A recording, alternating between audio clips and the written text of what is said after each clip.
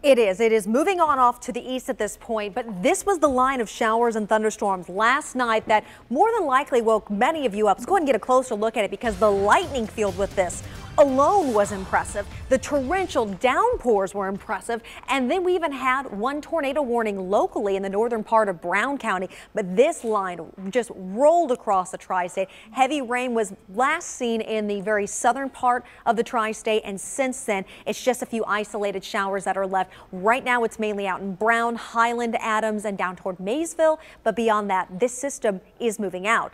But we are left now with what to do with all the water that fell. Rainfall estimates are as high as almost 4 inches of rain here in the tri-state. So it is now having to recede and head into our rivers. The Great Miami River is going to have a very large uptick here in the next couple of hours. And especially out there on the east side of the river near Cleves up through Baltimore, if you're in that low-lying area, heads up and get ready to move, because the advisory from the National Weather Service says that a lot of those houses there along the riverbanks will flood. So watch out there. Flood warning there. Also a flood warning for the Little Miami at Milford. It is set to rise today. And then in addition, the Great Miami at Middletown is also going to go into flood stage.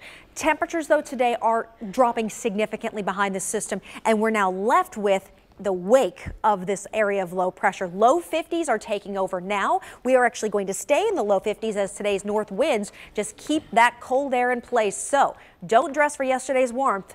Indeed, grab the layers. Jacqueline, let's get out though to a lot of the issues that you're following as people head out the door. Yeah, so we're seeing reports of a lot of roads with high water reported because of that heavy overnight rain.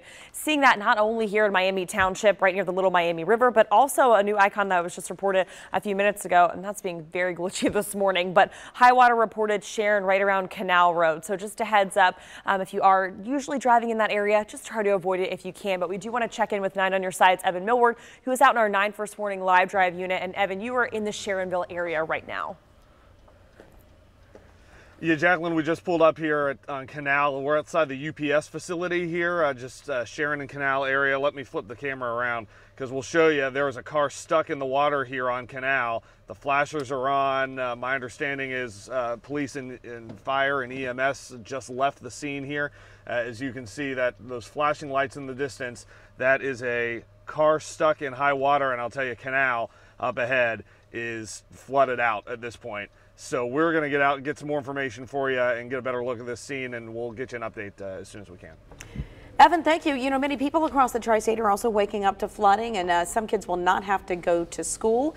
We just learned Lynchburg Clay Schools is on a 1-hour delay.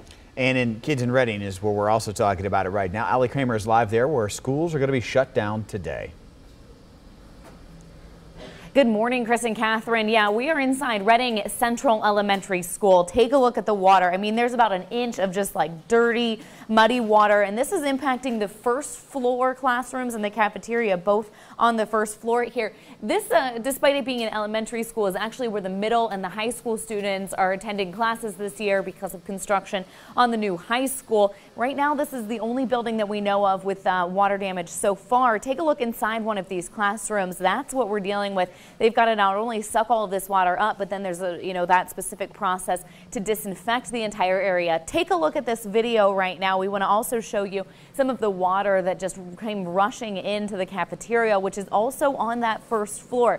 Right now, crews are working to get all of the cafeteria tables out of that location so that they can begin that cleaning process. Again, you're looking at that video right now as those crews, I mean, they got in here this morning, they took a look at the damage, and they don't think it's any of the roof leaking, anything like that. In this specific building here in Reading, they believe it's just storm water rushing in. The drains just could not handle it. So that's what we're looking at here in Reading. Those crews already hard at work this morning. They say they're giving everybody a day off just to be able to get everything cleaned up.